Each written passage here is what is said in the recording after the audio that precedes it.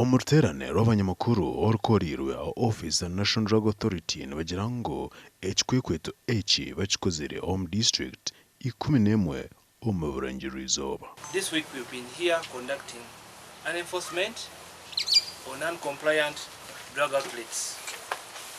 This was intelligence-led and targeted enforcement activity. Amaduka 239 twasigire twagakinga twihamu box z'emibazi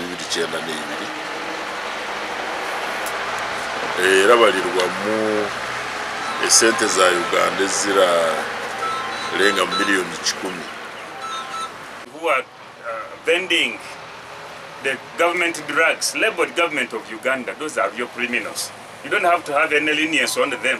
Tunka police tuvuga National Drug Authority omukupata abantu aba kandi nokubatwara omumbuga z'amatuka tukuraba mu kucondoza omuntu yabo bakuba bakoze.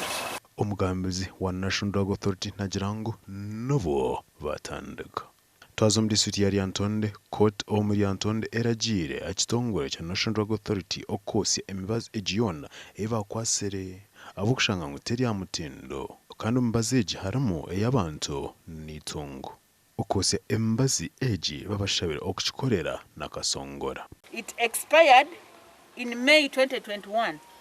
So they were even repackaging it into smaller other bottles. Ebe bitupuri tuturantu bigamba konka tutene bwirwa abo kubanoyozya enteziguma engohe guma etafire nibyo tukurya kwa abantu bona barwira makagona garwiri nebi tukura mu tukubyetegereza ukamugurushere kansazi kabango ko kureba ngo umusana rwa n'ingenzura nego abaze campaign yenu egende maso egwanga lyonna babantu abakwasirwe bariyone bagarebera nyuma y'imite himbwa court niyo kubasharra eshayona.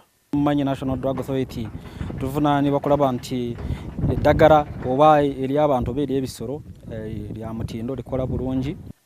National Drug Authority ni jango ine mishango erengera mu 10 okwetorori hanga omishangeji harimo abarukozesa narukuguza embazi omuri y'ebucupuri etari Amatundiro nangwa naba kuguza embazi ya government aga gasha kwa Paul turi mureba na Nita atkunda.